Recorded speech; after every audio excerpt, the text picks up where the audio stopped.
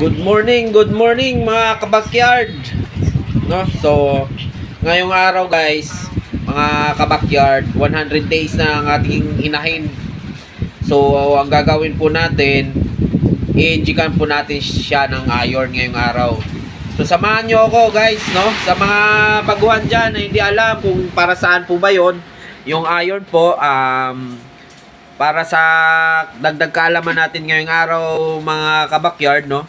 So, tuwing 100 araw ng pagbubuntis ng ating inahin, ini-injikan po natin yun ng iron para sa araw ng pagpanganak niya, yung mga biik guys ay hindi mapuputla o yung medyo kulang ng iron at saka yung inahin din natin, no? So, para masigurado natin yung quality ng ating mga baboy. So, wag niyong kakalimutan yun, no? Napakahalaga na injikan natin ng iron pag 100 days na ang ating inahin sa pagbubuntis. At after nun, after 100 days, 105 days, ay pupurgahin natin siya guys para handa na siya sa panganganak sa susunod na linggo, no? So, ganun po yun. Samahan nyo ako mga kabakyard sa ating pag-inject ng iron sa ating inahin, no?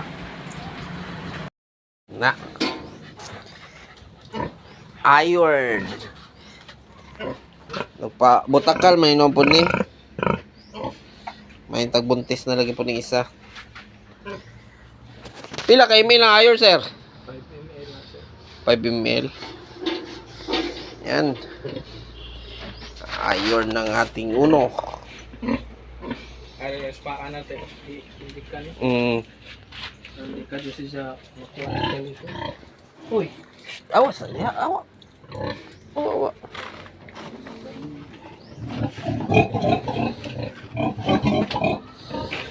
Uy. Sabot siguro ka. Sabot siya. Kung ano si Chao.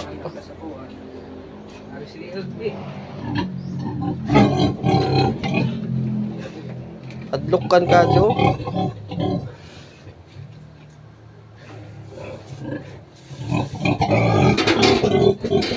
Wala.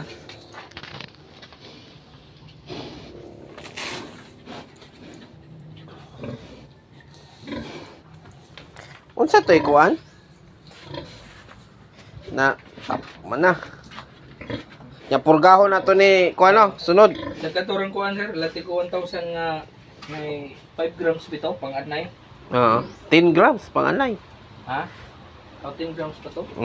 Basta yung naraman ng tindahan nga katong pang anay. Yun po mga kabakyard, maraming salamat po sa pagsama sa pag-inject ng iron, no? So, sa mga dyan, no? Sa mga hindi marunong mag-inject ng kanilang sarili, pwede nyo gayahan yung ginawa ko ngayon mga kabakyard nyo, yung sa feeds nyo, may mga technician yan o may sarili kayong technician, pwede nyo silang tawagin para magpatulong, no? Sila yung mag-inject sa ating mga alaga. Libre lang naman yan mga kabakyard, no? Kahit anong feeds na binibili nyo dyan sa palengke, merong kanya-kanyang technician dyan. So, kunin nyo yung number sa binibilhan nyo. Tapos, tawagan nyo para magpa-assist kayo kung hindi kayo marunong. So, ayun lang po. Maraming salamat po sa panonood. And don't forget to subscribe guys para supportan na rin. Salamat!